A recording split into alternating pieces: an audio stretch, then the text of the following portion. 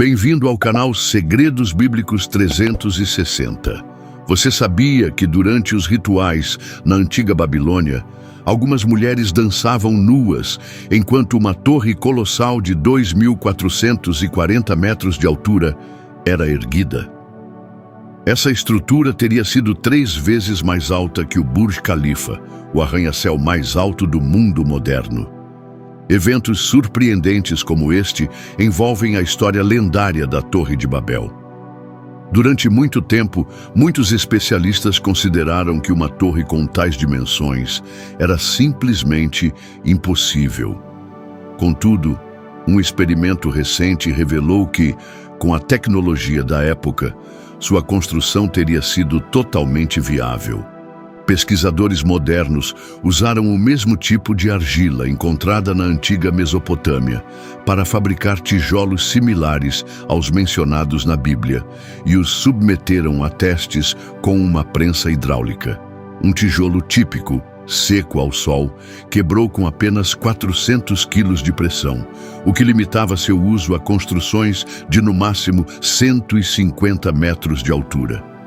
Foi então que decidiram seguir à risca a indicação bíblica: queimemos bem, cozinhando os tijolos a 800 graus Celsius durante 12 horas.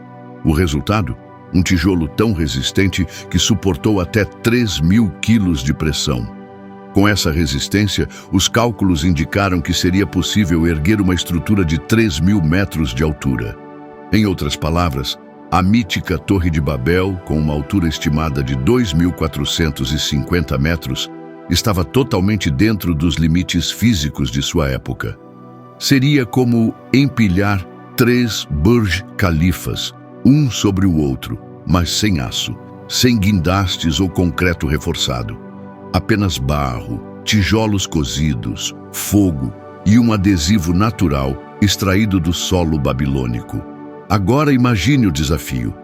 Como coordenar 100.000 pessoas trabalhando de forma sincronizada em um projeto de tamanha magnitude? Isso é exatamente o que vamos descobrir. 43 anos. Esse foi o tempo que levou para erguer a Torre de Babel. Mais do que muitas pessoas trabalham durante toda a vida. Mas o realmente impressionante não foi a duração, e sim a organização.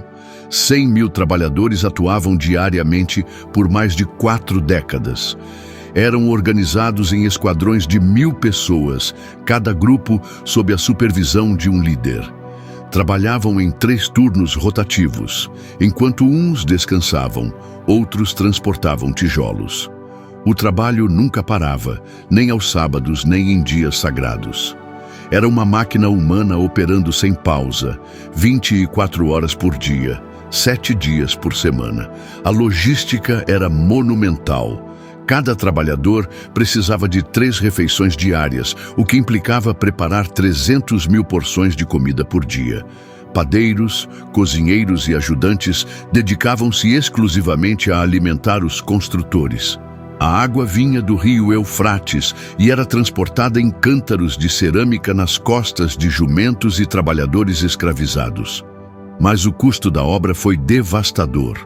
As mortes eram constantes, quedas de grandes alturas, esmagamentos por blocos de barro endurecido, exaustão sob o sol escaldante do deserto. Estima-se que morriam 10 pessoas por dia. Em mais de 43 anos, teriam sido perdidas mais de 150.000 vidas. Cada andar da torre foi erguido, literalmente, sobre sangue e sacrifício humano. Mas o que havia dentro dessa colossal estrutura? A Torre de Babel não era simplesmente uma pilha de tijolos. Era um edifício monumental e complexo, com câmaras secretas, passagens ocultas e escadas em caracol que formavam um verdadeiro labirinto vertical. Cada um de seus 7 níveis tinha um propósito específico, e o que acontecia em seu interior era tão impressionante quanto seu tamanho descomunal. A base média cerca de 90 metros por lado, quase o que ocupa um quarteirão urbano inteiro. O primeiro nível, com aproximadamente 50 metros de altura, abrigava enormes depósitos onde se guardavam alimentos, água, tijolos e betume. O segundo nível destinava-se aos dormitórios dos mestres construtores e suas famílias. Sim, houve pessoas que viveram dentro da torre enquanto ela era construída. Entre o terceiro e o quinto andar estavam localizadas as oficinas, ferreiros forjando ferramentas, carpinteiros moldando estruturas de madeira e oleiros produzindo vasos de cerâmica. Mas o sexto andar era o mais enigmático. Era o núcleo espiritual da torre, com câmaras dedicadas a rituais sagrados.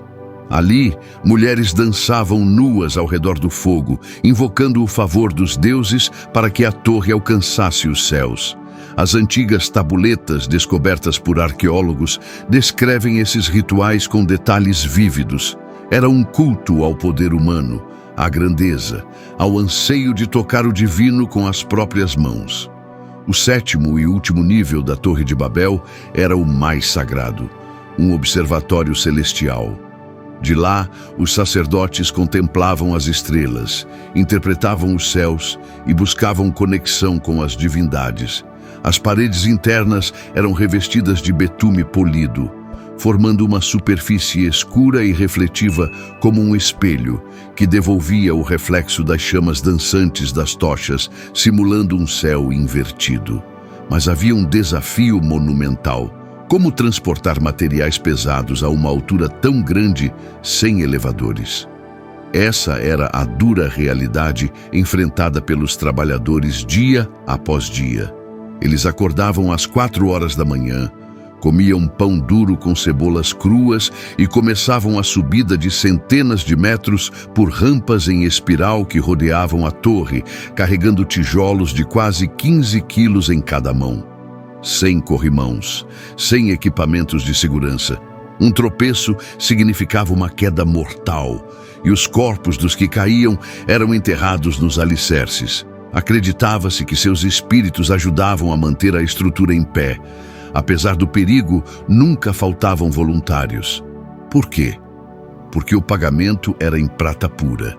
Um trabalhador ganhava em 1 mês o que um camponês obtinha em 1 ano inteiro. O trabalho começava antes do amanhecer, para evitar o calor sufocante do deserto. Cada trabalhador transportava 2 tijolos de uma vez, avançando com dificuldade pelas rampas sob um sol implacável. Para cargas mais pesadas, utilizavam um engenhoso sistema de cordas e polias. Troncos de madeira serviam como polias, cordas trançadas com fibra de palmeira, e 50 homens puxavam em uníssono, guiados pelo ritmo de um tambor. Se o tambor acelerava seu ritmo, significava que alguém importante estava subindo. Se o tambor parava de repente, significava que alguém havia caído. À noite, os trabalhadores dormiam em tendas que rodeavam a torre. O ar estava impregnado de suor, betume e morte. Mas mais profundo que o cansaço era o temor de que um dia ninguém pudesse se entender. E esse dia chegou. Era uma manhã aparentemente comum, no 46º ano da construção.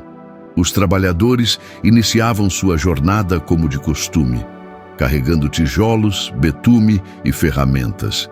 Mas de repente aconteceu o inexplicável. Um pedreiro gritou uma ordem ao seu ajudante, e o ajudante olhou para ele confuso, como se nunca tivesse ouvido aquela língua em sua vida. Ele não conseguia entender uma palavra sequer. Era como se o mestre de obras tivesse falado numa língua completamente desconhecida. Em questão de minutos, o caos se espalhou por toda a torre. Ninguém mais compreendia ninguém. As ordens viraram ruído. Os arquitetos agitavam os braços desesperadamente, tentando se fazer entender. Os trabalhadores largaram as ferramentas e entraram em pânico. Alguns pensaram que haviam ficado surdos. Outros acreditaram que estavam amaldiçoados. O pânico se espalhou como fogo na palha. No 6º andar, um grupo não entendeu o aviso sobre uma viga solta. 5 homens foram esmagados. Na base da torre, os carregadores largaram as cordas que sustentavam toneladas de materiais. O colapso foi imediato. Dezenas morreram sob os escombros. Em poucas horas, séculos de conhecimento acumulado desabaram com uma única palavra: Babel. Confusão absoluta. As consequências foram catastróficas. As famílias deixaram de se reconhecer através da fala. Maridos não conseguiam mais se comunicar com suas esposas. Pais não entendiam seus próprios filhos. Como impulsionados por instinto, os grupos começaram a se reunir em torno de línguas semelhantes, buscando consolo naqueles que ainda soavam familiares. Em apenas 3 dias, dos 100 mil trabalhadores originais, restavam menos de 1.000. O resto fugiu em todas as direções, formando caravanas que mais tarde se tornariam as raízes de nações inteiras. O maior projeto da humanidade foi abandonado da noite para o dia. Mas o mais inquietante é que a evidência arqueológica apoia essa história. Se você é daqueles que gostam de explorar os segredos mais sombrios e ocultos da Bíblia, aqueles que nunca são mencionados nos sermões dominicais, inscreva-se agora neste canal. Mas por que construir tão alto? A versão oficial diz orgulho. Queriam alcançar os céus, mas as tabuletas cuneiformes revelam algo muito mais profundo. A lembrança do dilúvio, ocorrido apenas 130 anos antes, ainda era uma ferida aberta. Os sobreviventes viviam com o trauma de uma destruição total. Nimrod, neto de Noé, havia perdido dezenas de familiares nas águas. Sua motivação não era só o poder, era o medo, a obsessão pela sobrevivência. Nunca mais seremos pegos de surpresa, diz uma inscrição gravada em uma placa descoberta em 1922. A torre se ergueria até 2.400 metros de altura. Nem mesmo a inundação mais violenta poderia alcançá-la. Seria o último refúgio da humanidade. Mas isso não era tudo. A torre também foi projetada como uma antena cósmica. No seu topo, os sacerdotes receberiam mensagens divinas, advertências de catástrofes, secas, epidemias ou invasões. Como um informante da bolsa que antecipa o colapso antes que ele aconteça, eles exerceriam o conhecimento antes do desastre. E o conhecimento é poder. E o poder absoluto era o verdadeiro objetivo. Também havia um propósito prático: a visibilidade estratégica. Uma estrutura de 2.400 metros podia ser vista de qualquer ponto da Mesopotâmia. As caravanas perdidas a usariam como farol. Os exércitos inimigos tremeriam diante de uma civilização capaz de tal façanha. Era a máxima demonstração de poder do mundo antigo. Mas construir naquela altura tinha um preço, e não se media em ouro nem prata. Pagava-se com algo muito mais valioso: vidas humanas. E, no entanto, o maior mistério da Torre de Babel não é como foi construída, é como desapareceu. Uma estrutura de cerca de 2.480 metros de altura, erguida sobre uma base de 290 metros, não desaparece sem deixar vestígios. E, no entanto, foi exatamente isso que aconteceu. Onde deveríamos encontrar a maior pilha de ruínas da história da humanidade, não há nada. 3 teorias principais tentam explicar esse enigma. Primeira teoria: um terremoto catastrófico. A Mesopotâmia está situada sobre placas tectônicas ativas. Um sismo de magnitude 9 poderia, teoricamente, derrubar uma estrutura dessa envergadura. Mas os terremotos deixam marcas, montículos de escombros, fissuras subterrâneas, sedimentos deslocados. E não existe nenhum registro geológico de um evento sísmico dessa magnitude naquela época. Segunda teoria: o desmantelamento gradual. Após o caos linguístico, é possível que os sobreviventes tenham saqueado os tijolos para construir novas cidades. Faz sentido, os tijolos cozidos de alta qualidade eram extremamente valiosos. mas estamos falando de mais de 600 milhões de tijolos, suficientes para abastecer gerações de construtores. E ainda assim, os arqueólogos não encontraram nenhum vestígio. Esse material simplesmente desapareceu. Terceira teoria, a mais polêmica, a desintegração divina. Textos antigos falam de fogo celestial. Afirmam que a torre foi reduzida a pó da noite para o dia. Talvez soe impossível cientificamente, mas é a única hipótese que explica a ausência total de ruínas. Como se a própria matéria tivesse deixado de existir. A única coisa que sabemos com certeza é esta: algo extraordinário aconteceu. E as expedições modernas ainda buscam respostas.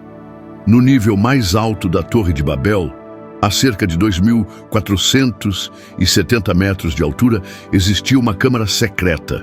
Apenas poucos podiam entrar. Nem mesmo os construtores tinham acesso.